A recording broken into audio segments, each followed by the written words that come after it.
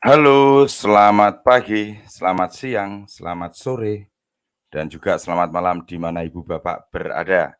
Oke, sebelum kita mulai, kita kibarkan Sang Saka Merah Putih.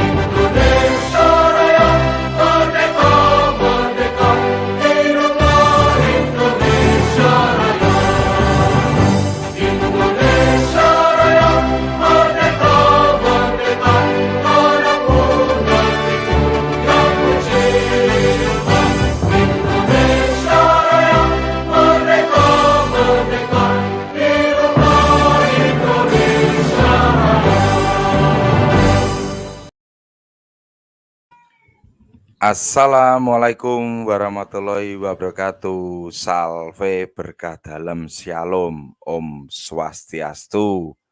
Namo Buddhaya, salam kebajikan. Rahayu, rahayu, rahayu. Ibu bapak dan rekan-rekan yang kucinta, yang kukasih, sahabat Eriko Klik, sore hari ini Eriko Klik dengan judul 7 karunia Roh Kudus itu apa sih? Nah, Ibu bapak dan rekan-rekan, sebelum dimulai karena ini cukup sangat lumayan panjang ya, banyak literasi yang harus kita bedah. Siapkan semua sarana, prasarana, yaitu sesajen ibu bapak semuanya. Sesajen-sesajennya, kopi, teh, air putih, makanan, dan untuk teman-teman muslim yang sedang menjalankan puasa, selamat berbuka puasa. Oke, mari kita langsung gaspol. Nanti kita lihat waktu ya Bapak ya, kalau memang bisa dibuat diskusi, kalau enggak ya enggak. Lihat sikon dulu lah bagaimana enaknya. Oke, sekarang kita langsung melangkah dalam literasi. Banyak ulasan nih Bapak di sini. Oke, 7 karunia Roh Kudus. Literasi pertama ini kurang lebih ada 5 slide lah ya, Ibu Bapak ya. Tapi nanti ada selanjutnya masih ada literasi-literasi semuanya. Ibu Bapak dan rekan-rekan, sebelumnya saya ingin mengucapkan menyapa dulu deh untuk sahabat Eriko Oklik yang ada di Nusantara Indonesia, dari Sabang sampai Merauke, dari Pulau Rote sampai Miangas. Baik beragama Kristen Katolik maupun Kristen non-Katolik, maupun yang beragama Muslim, Hindu, Buddha, Konghucu, Tao, dan Penghayat. Tuhan memberkati Ibu Bapak semuanya beserta keluarga masing-masing. Dan juga untuk sahabat-sahabat Eriko Klik yang ada di luar negeri, Amerika, Italia, Vatikan Roma, Rusia, Belanda, Portugal, Irlandia, Turki, Afrika, Arab Saudi, India, Belanda, Suriname, yang kemarin dari Amerika Latin itu mana lupa ya. Langsung gaspol ya, Malaysia, Singapura, Brunei Darussalam, Timor Leste, Filipina, Thailand, Taiwan, Jepang, Hong Kong, dan Australia. Tuhan memberkati Bapak semuanya. Tetap semangat dan tetap berkarya. Yuk kita langsung dalam literasi pertama Ibu Bapak. 7 karunia Roh Kudus. Ibu Bapak dan rekan-rekan, bersama dengan rahmat pengudusan oleh Roh Kudus, diberikan juga kepada kita 7 karunia Roh Kudus. Melalui sakramen baptis, 7 karunia Roh Kudus adalah kebijaksanaan, pengertian, pengenalan, nasihat, kesalehan, keperkasaan, takut akan Tuhan. 7. Ya. Bisa juga dilihat di Yesaya 11 ayat 2 sampai 3. 7 karunia Roh Kudus ini menyempurnakan akal budi, kehendak dan indera Ibu Bapak. Kebijaksanaan adalah karunia tertinggi dan takut akan Allah adalah karunia yang terendah atau terawal Ibu Bapak. Sebab dikatakan permulaan hikmat adalah takut akan Tuhan. Amsal 9 ayat 10. Di sini Santo Thomas Aquinas mengurutkannya demikian. Kebijaksanaan, pengertian, pengenalan akan Tuhan, nasihat, kesalehan, keperkasaan, dan takut akan Tuhan. Itu urutan dari Santo Thomas Aquinas Ibu Bapak. Karunia takut akan Tuhan Ibu Bapak membuat seseorang tidak mau menyedihkan hati Allah. Sehingga ia akan menghindari dan membenci dosa Ibu Bapak. Dan juga karunia keperkasaan membuat seseorang berani melakukan misi yang diberikan Tuhan tanpa mengandalkan kemampuan diri sendiri. Nah itu ya. Tapi pada kekuatan Tuhan. Karunia ini menguatkannya dalam kesulitan untuk melakukan kehendak Tuhan Ibu Bapak. Juga karunia kesalehan membuat seseorang menghormati, menyembah, dan mengasihi Allah serta melakukan kehendaknya dengan sigap. Selanjutnya, karunia nasihat membuat seseorang mengetahui kehendak Allah, terutama dalam keadaan-keadaan yang sulit. Selanjutnya, karunia pengenalan memberikan kemampuan kepada seseorang untuk menilai benda atau makhluk ciptaan dengan semestinya dan melihat kaitannya dengan Sang Pencipta.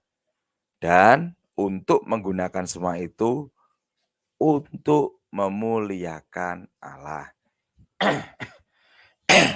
Berikut, karunia pengertian memungkinkan orang untuk memahami kedalaman misteri iman, mengenali kebenaran dalam ajaran Gereja Katolik, dan dapat membedakan ajaran yang benar dan yang salah Ibu Bapak. Dan terakhir, karunia kebijaksanaan memungkinkan seseorang memperoleh pengetahuan akan Tuhan dan segala sesuatu yang berhubungan dengan Tuhan. Ia seolah memandang segala sesuatu dengan kacamata Tuhan. Karunia ini Ibu Bapak membuat kita menempatkan Tuhan di atas segala-galanya dan mengenali kehampaan dalam hal-hal yang duniawi. Ibu Bapak dan rekan-rekan yang kucinta, yang kukasihi, literasi pertama sudah kita bedah. Kita merujuk pada literasi kedua. Sebelum masuk dalam literasi kedua, mari kita semuanya seruput dulu kopi atau tehnya atau air putih bahkan sirup. Mari coy. Mantap. Kita sekarang masak. Ya ampun, bilang masuk aja masak. Kita masuk dalam literasi selanjutnya. Agak kita percepat ya Bapak ya.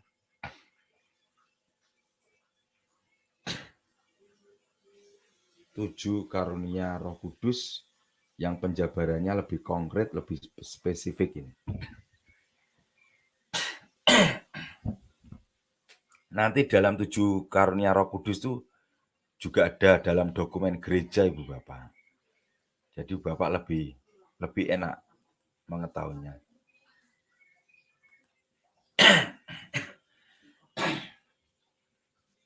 Tujuh karunia Roh Kudus dalam bab pertama Ibu Bapak, Roh Kudus pribadi Allah yang nyata sekaligus misteri. Mungkin banyak umat Katolik dapat menjelaskan dengan baik tentang dua pribadi dalam Trinitas, yaitu Allah Bapa dan Allah Putra. Namun tentang Allah Roh Kudus, ada banyak yang mungkin mengalami kesulitan untuk menjelaskannya Ibu Bapak. Roh Kudus sering hanya dihubungkan dengan kelompok-kelompok tertentu saja, seperti kelompok karismatik. Karena di kelompok ini, manifestasi Roh Kudus dianggap lebih nyata terjadi Ibu Bapak.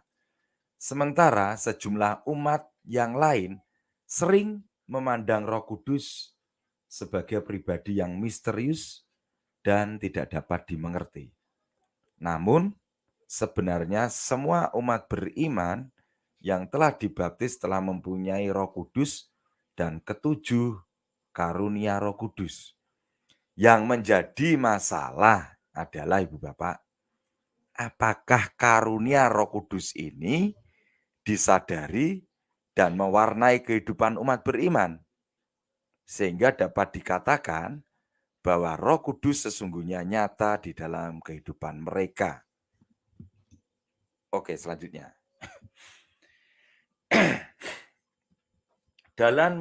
Dalam menyambut Pentakosta Ibu Bapak, yaitu perayaan turunnya Roh Kudus atas para rasul, mari bersama merenungkan ketujuh karunia Roh Kudus seperti yang disebutkan dalam Yesaya 11 ayat 2-3.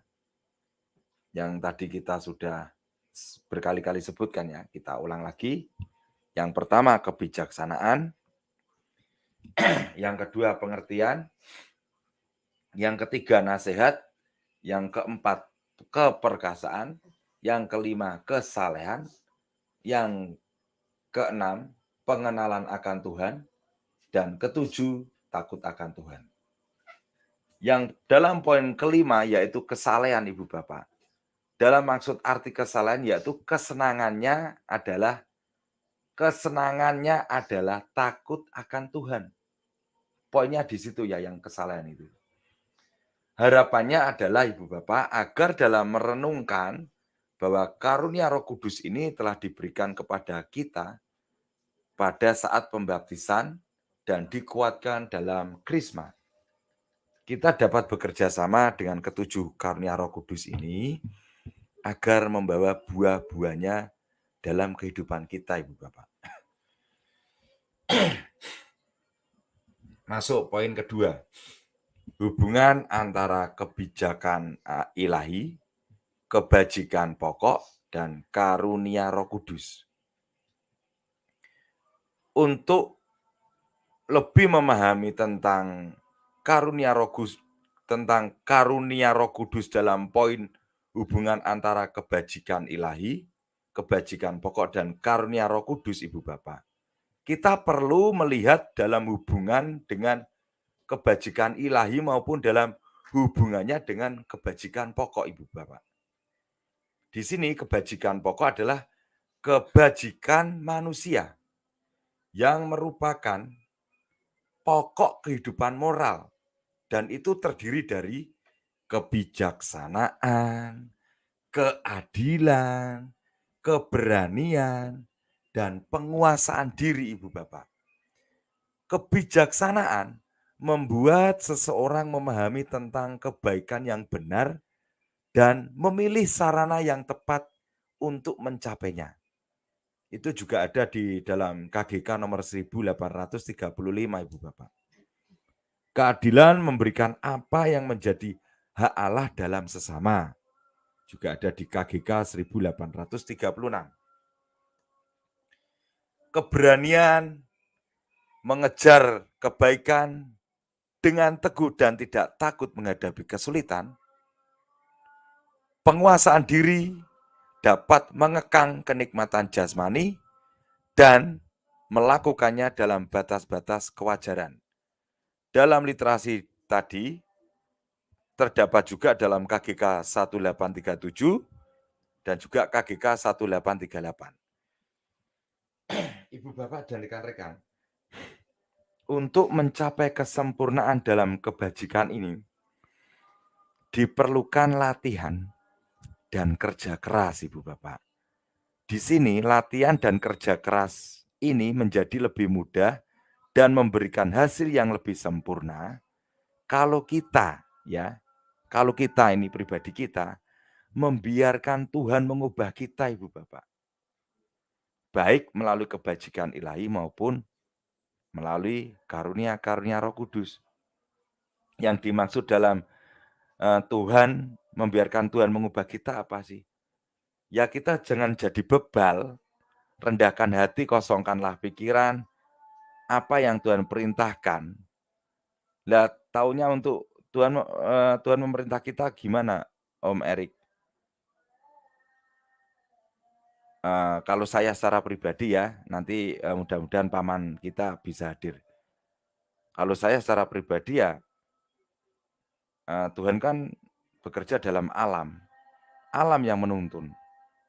Entah itu lewat manusia, entah itu melalui suatu petunjuk apa, kita tidak tahu. Ikuti aja kata hati. Yang penting kita jangan keras kepala, jangan bebal. Diberikan kritikan, diberikan suatu masukan, terima. Jangan anti kritik, jangan anti masukan. Nanti masuk anti angin nanti ya. Oke. Hidup itu jangan anti kritik toh.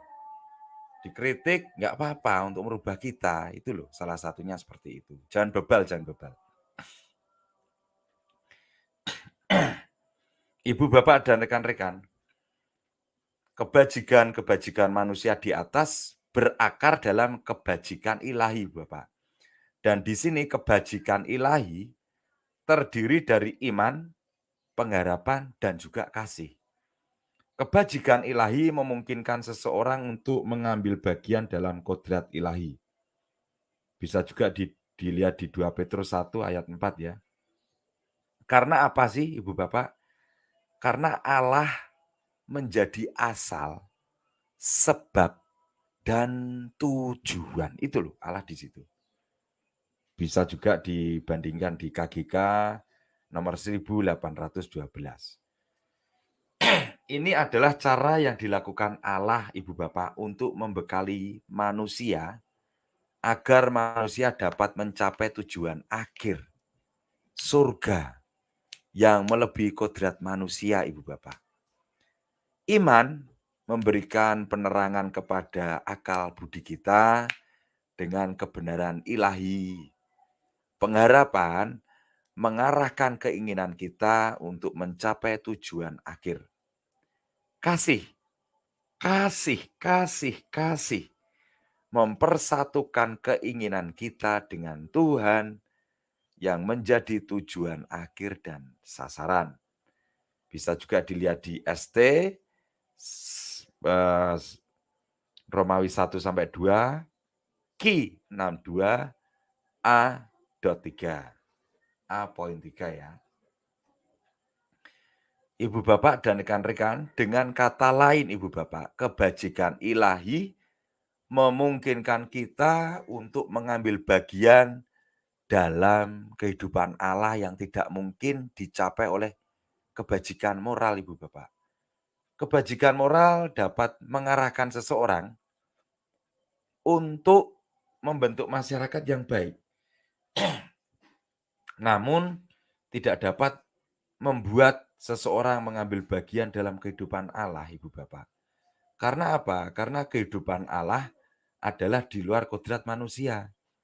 Dengan kebajikan ilahi, Tuhan sendiri menanamkan iman, menanamkan iman, pengharapan, dan kasih dalam diri manusia. Sehingga di sini manusia dapat mencapai surga, Ibu Bapak. Dengan perkataan lain, kebajikan moral mempunyai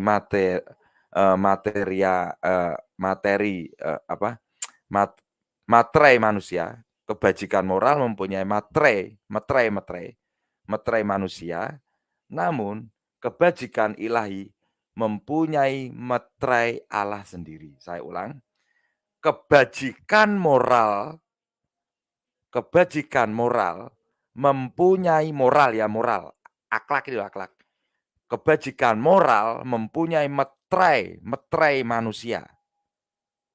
Tetapi kebajikan ilahi mempunyai materai Allah sendiri. Poinnya di situ pembedanya. Namun demikian Ibu Bapak, ada begitu banyak hal terjadi di dalam kehidupan kita. Baik itu penderitaan, pencobaan, dan berbagai macam kemewahan dunia yang membuat menjauhkan kita dari tujuan akhir, yaitu surga, Ibu Bapak. Dan ditambah lagi tentang apa? Dengan kelemahan-kelemahan kita karena dosa asal. Dan oleh karena itu, Ibu Bapak, walaupun Tuhan telah memberikan kebajikan ilahi serta rahmat pengudusan yang menjadi modal utama dan syarat utama untuk mencapai keselamatan, manusia memerlukan penolong lain. Siapa itu? Oh, siapa dia? Yaitu dia adalah Roh Kudus. Sehingga manusia dapat bertahan dalam kehidupan untuk mencapai surga. Oke, kita seruput dulu kopinya, coy. Biar lebih enak.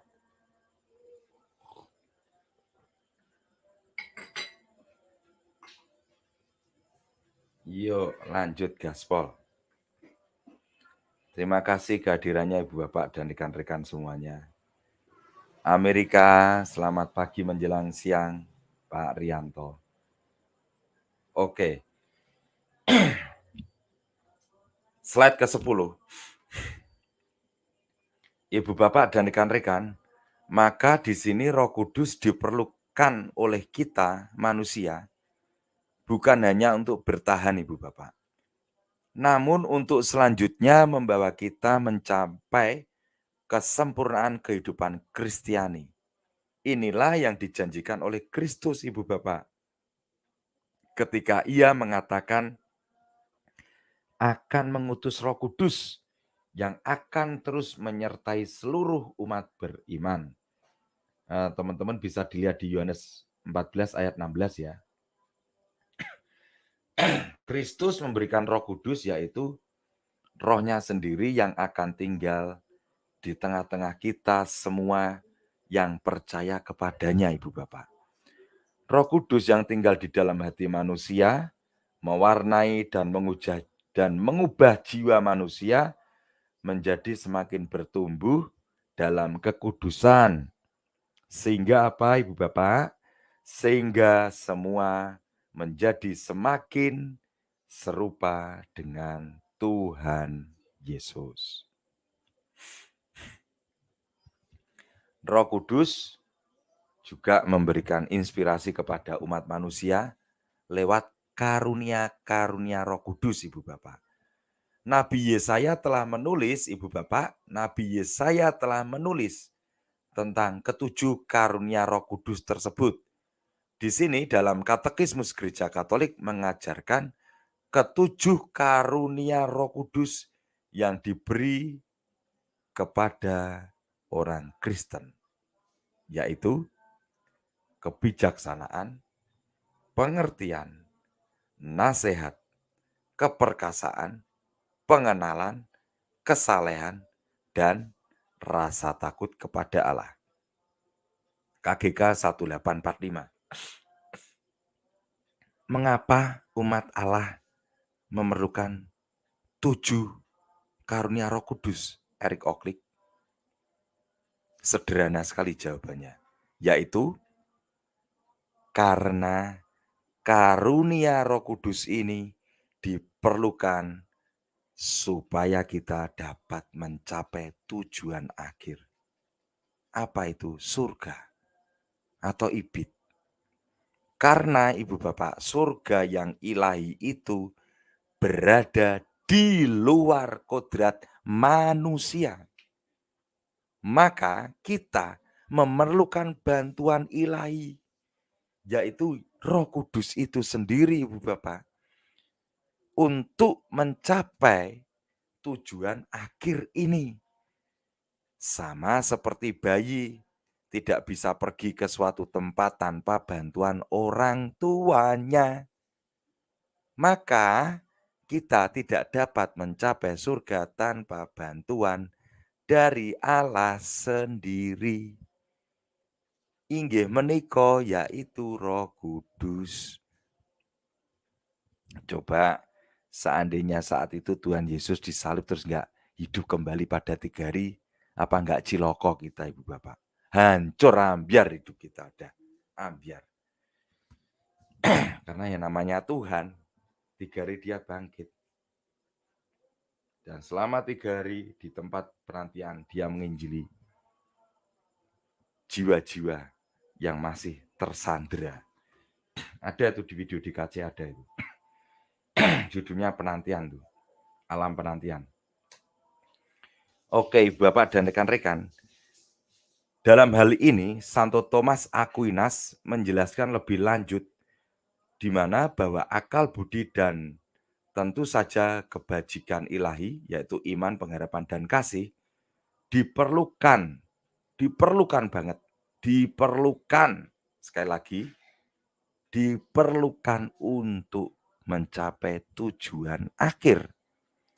Namun Ibu Bapak, karunia Roh Kudus inilah yang membuat jiwa kita siap mengikuti gerakan rahmat Allah. Dapat diibaratkan bahwa karunia Roh Kudus merupakan layar dari sebuah kapal yang memungkinkan kapal bergerak di laut lepas menuju tujuan akhir tanpa adanya usaha yang begitu besar dari awak kapal.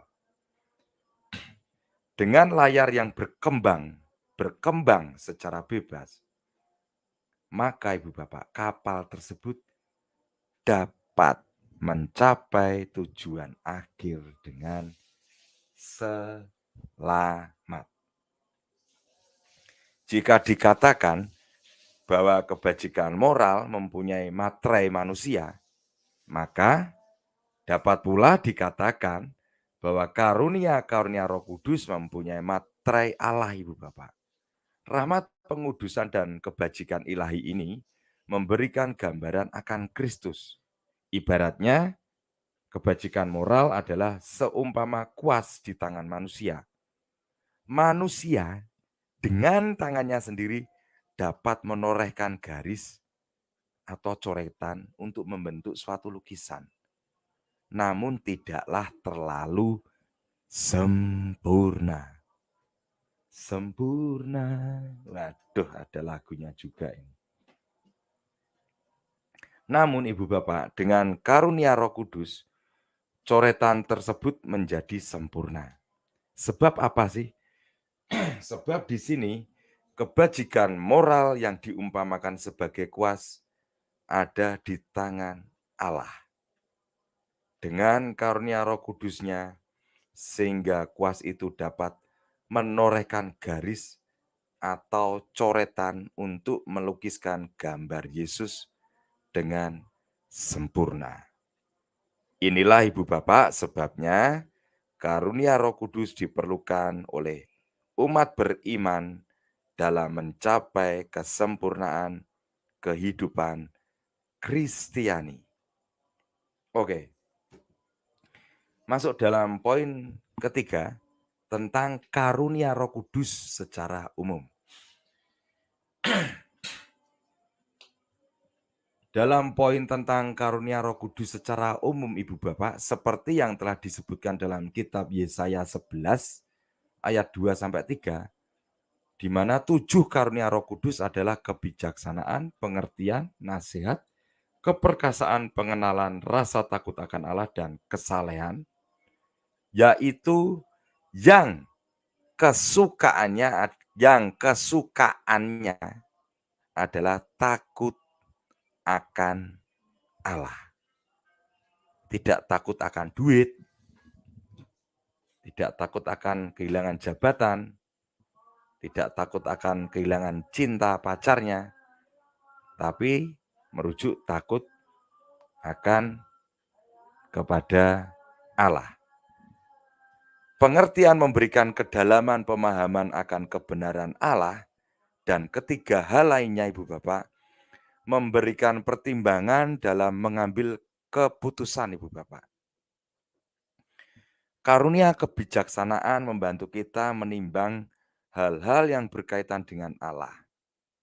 Pengenalan akan Allah membantu kita menimbang ataupun menilai hal-hal sehubungan dengan ciptaan. Nasihat mengarahkan tindakan kita. Sedangkan Ibu Bapak, tiga dari karunia ini adalah karunia yang menopang keinginan atau will dan indera atau senses kita untuk menginginkan segala yang baik. Kesempurnaan keinginan ditopang dengan kesalehan, membimbing kita dalam hubungan kita dengan Allah dan sesama. Banyak orang melakukan suatu vertikal, tetapi lupa kepada horizontal. Ya kayak saya dululah. Dulu kan saya gitu. Sok-sokan vertikal, tetapi melupakan horizontalnya.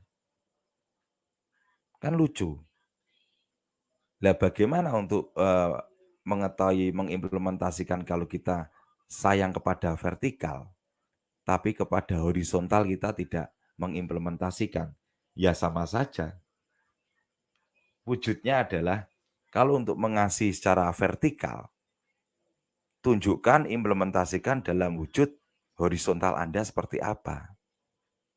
Itu Ibu Bapak ya. Itu baru kita bisa mengenal, mengasihi secara sempurna kepada Dia secara vertikal. Sedangkan untuk menompang indera atau senses, Roh Kudus memberikan keperkasaan dan rasa takut akan Tuhan, Ibu Bapak. Keperkasaan memberikan kekuatan sehingga kita tidak menghindar dari kesulitan untuk mencapai kesempurnaan rohani. Sedangkan di sini rasa takut akan Tuhan memampukan indera kita untuk mengusahakan hubungan yang seharusnya antara Tuhan Sang Pencipta dan kita ciptaannya, serta membatasi keinginan kita akan hal-hal yang bersifat kadonyan. Kadonyan itu apa, Eric Oakleigh? Duniawi. Yang bersifat kedagingan atau duniawi. Di antara semua karunia Roh Kudus, Ibu Bapak, karunia yang tertinggi adalah kebijaksanaan. Kalau kita melihat tingkatannya, maka urutan karunia yang paling tinggi sampai yang paling mendasar adalah, diulang lagi biar lebih peka, lebih tajam, lebih hafal. Paling tinggi sampai mendasar yaitu kebijaksanaan, pengertian, pengenalan, nasihat, kesalehan, keperkasaan, dan takut akan Tuhan. Ibu Bapak, mari kita lihat karunia ini satu persatu, mulai dari apa yang paling dasar. Oke? Sebelum itu kita seruput dulu kopi, teh, air putih, sirupnya coy. biar lebih lancar membacanya. Mantap. Mari kita obong-obong.